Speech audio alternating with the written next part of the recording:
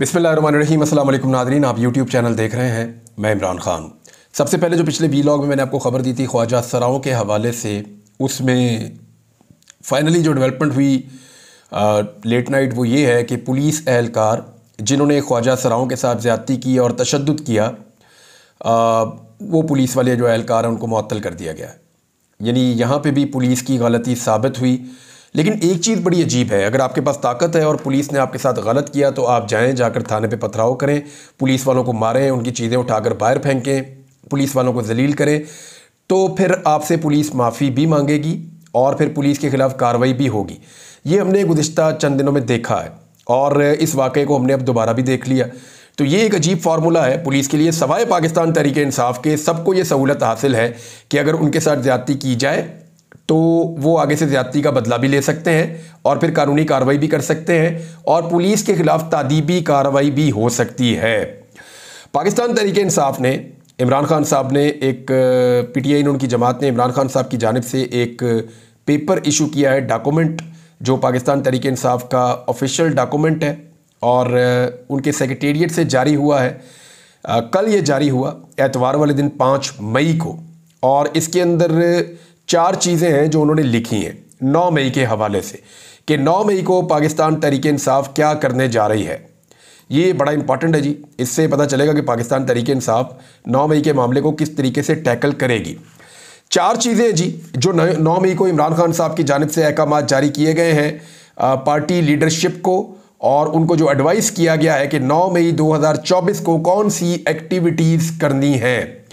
पहली एक्टिविटी जो इमरान खान साहब ने हुक्म दिया अपनी पार्टी को वो ये है कि रैलियां निकाली जाएंगी हर सूबाई हलके की सतह के ऊपर।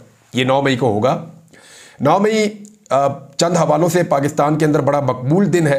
गुज़िश्ता 1 साल से आपने सोशल मीडिया पे या पाकिस्तान के मीडिया पे सबसे ज़्यादा जिस दिन की बाज़गश्त सुनी, अभी तो 8 फरवरी का लोग ज़्यादा जिक्र करते हैं लेकिन पहले 9 मई का जिक्र था। 9 मई को इमरान खान साहब को गिरफ़्तार किया गया था इस्लामाबाद हाई कोर्ट से, और उस गिरफ्तारी को बाद में कालअदम करार दिया गया और गलत गिरफ्तारी करार दिया गया सुप्रीम कोर्ट ऑफ पाकिस्तान से। 9 मई को कारकुनों ने बहुत बड़े पैमाने पर एहतजाज किया। कुछ कारकुन एहतजाज करते हुए जो है वो फ़ौजी तनसीबात के नज़दीक चले गए, उन इमारतों के नज़दीक चले गए जहाँ पे कैंट एरियाज़ हैं, और वहाँ पे कुछ पथराव हुआ और कुछ ऐसे वाक़यात हुए जो नहीं होने चाहिए थे। तहरीक इंसाफ का ये कहना है कि CCTV फुटेजेस गायब की गई हैं और ये एक फॉल्स फ्लैग ऑपरेशन बनाकर हमारी पार्टी को फिक्स किया गया है। जबकि दूसरी जानिब से ये कहा जाता है, दूसरी जानिब बोले तो एस्टेब्लिशमेंट की जानिब से ये कहा जाता है कि ये पाकिस्तान तहरीक इंसाफ ने किया है और उनको इसके ऊपर माफ़ी मांगनी पड़ेगी। ये दोनों तरफ का एक एक मौक़िफ़ है। PTI ये कहती है कि जी हमने कुछ नहीं किया, हमारे ऊपर ब्लेम किया गया है, डाला गया है मनसूबाबंदी के तहत, जबकि एस्टेब्लिशमेंट और PDM की जमातें ये कहती हैं नहीं जी ये पाकिस्तान तहरीक इंसाफ ने प्लानिंग के साथ मनसूबाबंदी के साथ किया है। अभी तक जो केसेस चले हैं उसमें कुछ केसेस तो ऐसे भोंडे अंदाज में रियासत ने चलाए कि 9 मई का अगर कोई मामला था भी तो उसको गलत डीलिंग के साथ ख़राब कर दिया। यानी यास्मीन राशिद साहिबा, या आप देखें सनम जावेद को, आलिया हमजा को, दीगर ख़वातीन को, या पाकिस्तान तहरीक इंसाफ के लीडर्स को, तो उनको इतने ज़्यादा मुकदमात में फंसाया गया और एक में छूटते थे दूसरा, तीसरा, चौथा, 5वां। वो इस तरीके से मैनेज किया गया कि 9 मई का दिन अगर 200-400 घंटों पर भी मुश्तमिल होता तो इतनी कार्रवाइयाँ एक औरत नहीं डाल सकती थी जितनी उसने वो चंद घंटों के अंदर डाल दी। तो इस तरह जो मुकदमात हैं उनको भी मशकूक बना दिया गया। तो अब ये तो दोनों तरफ का मौक़िफ़ है 9 मई को लेकर, और इस पर अब कुछ लोग जैसे फजलुर रहमान साहब हैं, जैसे जमात इस्लामी है, जैसे कुछ और जमातें हैं, इवन जो PMLN के अपने लोग हैं, वो भी अब आहिस्ता आहिस्ता 9 मई के ऊपर शक्कू को शुबहात उठाना शुरू हो गए हैं और वो ये कहते हैं जी कि सारा मौक़िफ़ तो पाकिस्तान तहरीक इंसाफ का गलत नहीं है। और कुछ लोग कहते हैं कि इसके लिए जो रिस्पॉन्सिबल है वो IG पंजाब और मोहसिन नकवी, इन 2 लोगों का भी नाम लेते हैं, ज़्यादातर पाकिस्तान तहरीक इंसाफ के लोग।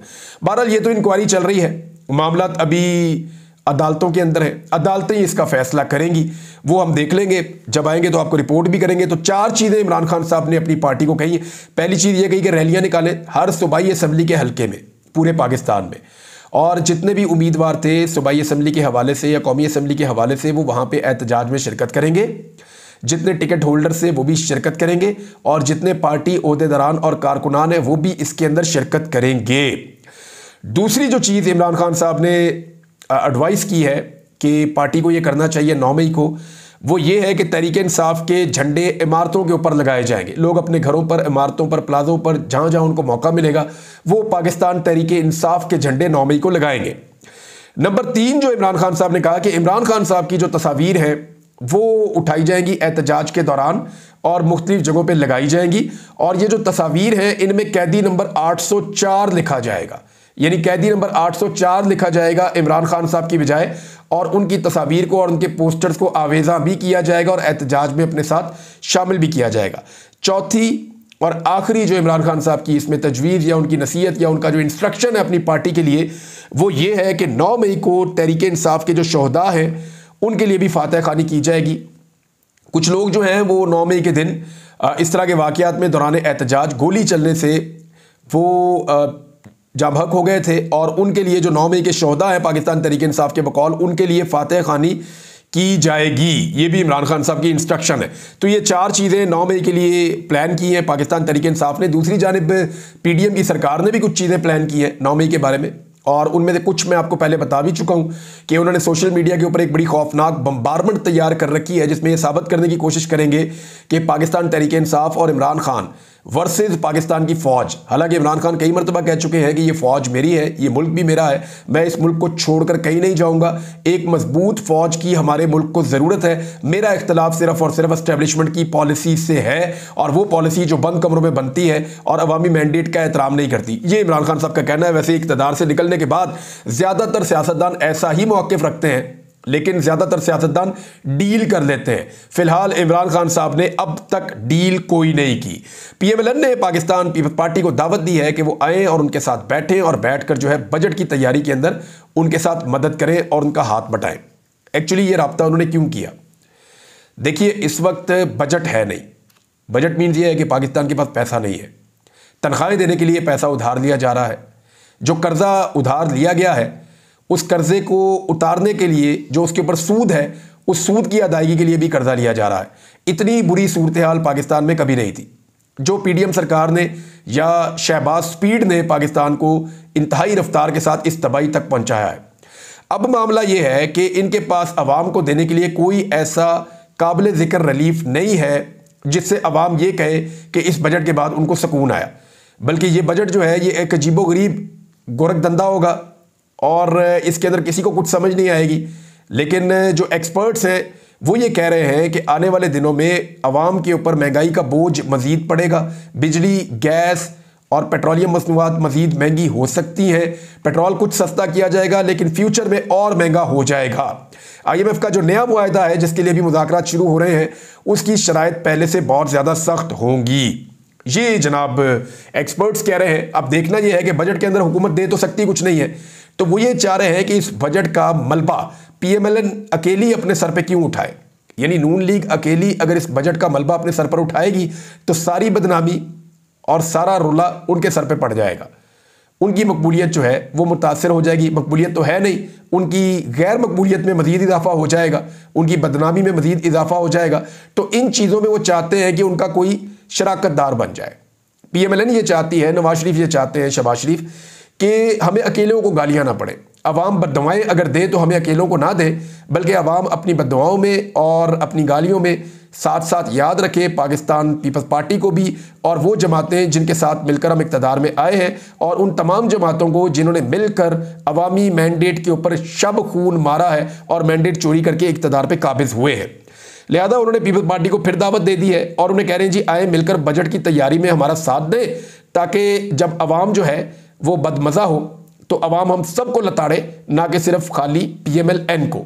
नादरीन, गंदम के हवाले से एक के बाद एक खबर आ रही है, और अब नई खबर के मुताबिक शहबाज शरीफ साहब के दौरे हुकूमत में जब वो वज़ीर आज़म पाकिस्तान बने अब, तो उसमें खबर ये आ रही है कि शहबाज शरीफ साहब के दौरे हुकूमत में जो गंदम इंपोर्ट की गई है, यानी मार्च 2024 में 57 अरब 19 करोड़ 20 लाख रुपए की गंदम दरामद की गई है, बाहर से मंगवाई गई है, और ये शहबाज शरीफ के दौर में मंगवाई गई है, जबकि वाफर गंदम पहले ही हमारे पास स्टॉक में पड़ी हुई थी। इदारा शुमारियात ने कहा है कि इस साल मार्च तक गंदम दरामद का सिलसिला जारी रहा। मार्च 2024 में 57 अरब 19 करोड़ 20 लाख रुपए की गंदम दरामद की गई। अच्छा, उस वक्त जो है वो शहबाज शरीफ नेशनल फूड सिक्योरिटी के बतौर इंचार्ज वजीर होते हुए गंदम दरामद किए जाने का इंकशाफ हुआ। यानी शहबाज शरीफ साहब खुद नेशनल फूड सिक्योरिटी के इंचार्ज थे जिस वक्त गंदम दरामद की गई है। यानी अगर ये एक स्कैंडल है तो इसका एक हिस्सा अगर काकड़ के गले में जाके पड़ता है, एक हिस्सा अगर इसहाक डार के गले में जाके पड़ता है, तो एक हिस्सा शहबाज शरीफ के गले में आकर भी पड़ता है। अब इसमें नजम सेठी ने बड़ी मजे की बात की और बात ठीक है, बात समझ भी आती है। नजम सेठी ने कहा कि ये ज़रूर होगा कि इंक्वायरी हो गई, ये सवाल उठा दिया, वो जवाब दे दिया, लेकिन किसी के खिलाफ भी कोई भी कार्रवाई नहीं होगी। उसकी वजह यह है कि ये तमाम चुने हुए लोग हैं और इनके खिलाफ कार्रवाई नहीं होनी, क्योंकि एस्टेब्लिशमेंट इस वक्त इन लोगों को खुशो खुरम देखना चाहती है और इक़्तिदार में देखना चाहती है। ये मजबूरी बने हुए हैं। मिसाल के तौर पे शहबाज शरीफ को आप लें तो ऐसा वज़ीर आज़म नहीं मिल सकता जो हर बात में यस बॉस करे। तो शहबाज शरीफ को इस वक्त किसी मामले के अंदर उलझाया नहीं जा सकता। मोहसिन नकवी वो आप पहले ही जानते हैं कि वो बहुत काम के आदमी हैं, बड़े काबिल आदमी हैं, उनके बगैर गुजारा नहीं है, निज़ाम चल नहीं सकता, तो उनके खाते भी नहीं चीज़ें डल सकती हैं। और काकड़ साहब जो हैं वो भी बड़े काबिल भरोसा आदमी है, इसीलिए उनको निगरान वज़ीर आज़म बनाया गया था। तो उनके ऊपर भी अगर कोई चीज़ अगर की जाती है तो फिर निज़ाम के ऊपर उंगलियां उठेंगी, तो वो भी मुनासिब नहीं होगा। तो इस वक्त इसहाक डार जो हैं वो नवाज शरीफ साहब की नाक का बाल है। अगर इसहाक डार को छेड़ेंगे तो नवाज शरीफ गले पड़ जाएंगे और वो निकल के एक अपना प्रोटेस्ट शुरू कर देंगे, एहतजाज शुरू कर देंगे। तो इन सारी सूरतों के अंदर याद रखिएगा कि इन लोगों का कुछ भी नहीं होगा। होगा किसका? किसान का बुरा होगा। किसान जिसने 10 मई से जो है वो एहतजाज का ऐलान कर रखा है और वो ये कह रहे हैं कि हम मुल्तान वाली साइड से अपने एहतजाज का आगाज़ करेंगे और भरपूर एहतजाज करेंगे कि पंजाब में किसान की कमर तोड़ दी गई है। शाहिद खकान अब्बासी साहब ने इसमें एक स्टेटमेंट दिया है और ये बड़ा इंपॉर्टेंट स्टेटमेंट है। शाहिद खकान अब्बासी ने इल्ज़ाम लगाया कि इस वक्त जो पंजाब है वहां पे बारदाना पे फी बैग 500 रुपये रिश्वत ली जा रही है। बारदाना कहते हैं उस बोरी को जिसके अंदर गंदम डालते हैं और सरकार को बेचते हैं। यानी वो आपको मिलेगा तो उसके अंदर आप गंदम पैक करेंगे और फिर सरकार को आप बेचेंगे। अब वो जो एक बोरी है बारदाना की, उसके ऊपर 500 रुपये रिश्वत ली जा रही है। ये जो आटा कुछ सस्ता हुआ है इसका क्रेडिट पंजाब हुकूमत को नहीं, किसानों को जाता है, क्योंकि इनसे हुकूमत ने 3900 का वादा किया था, लेकिन आज किसान अपनी गंदम 3200 से 3000 रुपये में बेचने पे मजबूर है। हुकूमत ने किसान को तबाह कर दिया है। ये बात कही है शाहिद खकान अब्बासी ने। एक और जो खबर आई है वो बड़ी परेशान करने वाली खबर है और उसमें यह क्लेम किया गया है एक्सप्रेस न्यूज़ की जानिब से कि 13 लाख टन गंदम ऐसी है जो कीड़ों वाली है जिसको दरामद किया गया है। पाकिस्तान तहरीक इंसाफ ने इसको शेयर भी किया है। उन्होंने कहा ज़रई इनकलाब और मईशत की बहाली के नाम पर रियासती अमूर पर SIFC के जरिए बाकायदा फैसला करने वालों के टाउट्स ने कीड़ों वाली गंदम दरामद की जिस पर $1 अरब ज़ाया किए गए। अवाम को कीड़े मकोड़े समझने वाली एस्टेब्लिशमेंट अब अवाम को कीड़ों वाली गंदम फराहम कर रही है। ये पाकिस्तान तहरीक इंसाफ का जनाब इसके ऊपर मौक़िफ़ है। अनवारुल हक काकड़ साहब ने भी अपना एक मौक़िफ़ दिया है और उनका मौक़िफ़ भी है। इसके अलावा एक निगरान वज़ीर थे, उनका मौक़िफ़ भी आया है। तो सारे अपना अपना मौक़िफ़ दे रहे हैं गंदम वाले मामले के ऊपर, लेकिन किसी के गले में भी ये फंदा जाकर फिक्स नहीं हो रहा। हाँ, अगर इमरान खान के दौर में ऐसा कुछ हो जाता या अभी भी ये मामला अगर इमरान खान साहब पे किसी तरह डाल दिया जाए तो फिर आप देखिएगा रातों रात कैसे इंसाफ होता है, क्योंकि पाकिस्तान तहरीक इंसाफ के मामले में इंसाफ की जो रफ्तार है वो 200 किलोमीटर फी घंटा है और PMLN के मामले में जो इंसाफ है वो तो इतना स्लो चलता है कि कई घंटों में 1 किलोमीटर भी तय नहीं कर पाता। नाज़रीन, एक स्टेटमेंट जो है ये बड़ा इंटरेस्टिंग है, मैं आपके सामने रख देता हूँ कि इमरान खान के साथ इख्तलाफ तो हो सकता है, लेकिन निकाह में घुस जाना, तुम्हारा निकाह ऐसा है, तुम्हारा निकाह वैसा है, लख दी लानत इस सोच के ऊपर। ये बात की है जी महमूद खान अचकज़ई साहब ने और उन्होंने कहा कि ये गलत है और इसकी तवक्को तो नहीं की जा रही थी। वैसे ये जो मामला है ना निकाह वाला, मैं जिन लोगों से भी मिला हूँ ख़ास तौर पे ख़वातीन से, उन सब ने ये कहा कि जो निकाह वाला केस इमरान खान पे बनाया गया उसके बाद तो हमने ज़िद में निकल कर वोट डाला है। शायद ये केस ना बनता तो हम इतने जोश के साथ और इतने वलवले के साथ निकल कर वोट ना डालते, क्योंकि इससे हमें महसूस हुआ कि ये सारा निज़ाम इमरान खान के साथ पर्सनल हो गया है और अब उसकी इज्जत के साथ भी खेलने की कोशिश कर रहे हैं। यानी एक इतना बड़ा विक्टिम कार्ड था ये, जिसको इस्तेमाल किए बगैर यानी इमरान खान साहब को इस्तेमाल करना ही पड़ा। इतना बड़ा विक्टिम कार्ड दे दिया इस निज़ाम ने इमरान खान को कि वो चल गया ऑटोमेटिकली 8 फरवरी 2024 को। इमरान खान साहब का एक और स्टेटमेंट है, उन्होंने कहा मुल्क की तबाही के जारी सिलसिले को रोकने के लिए कौम का हर फर्द अपना किरदार अदा करे और अल्लाह ने इसे जो ताकत और वसाइल दे रखे हैं उन्हें अपनी आज़ादी के हुसूल के लिए वक्फ करे। ये इमरान खान साहब का एक स्टेटमेंट है, ये भी पाकिस्तान तहरीक इंसाफ ने अपने ऑफिशियल अकाउंट से शेयर किया है। नाज़रीन, हम बात करते शाहिद असलम साहब के हवाले से, और उसमें शाहिद असलम साहब के ऊपर जो बेसिकली इल्ज़ाम लगा था सबसे पहले वो ये था कि उन्होंने साबिक army chief general retire Qamar Javed Bajwa साहब की जायदादें निकाली थी और जायदादों की उसने मालूमात दी थी, तो उसको फिक्स किया गया, उसको गिरफ्तार किया गया। जिन हालात से वो गुजरा, उसके बाद शाहिद असलम को पाकिस्तान छोड़कर पाकिस्तान से बाहर जाना पड़ गया, उनकी जान खतरे में थी। अब मुख्तलिफ लोग ये सवाल उठा रहे हैं कि अगर ये किसी सियासतदान की जायदादें कोई जर्नलिस्ट निकाले तो उसके साथ क्या सलूक होता है। यानी सियासतदान की चमड़ी उधेड़ दी जाती है और जर्नलिस्ट को अवार्ड दिए जाते हैं कि कमाल किया आपने, ज़बरदस्त आप निकाल कर लाए एक स्टोरी।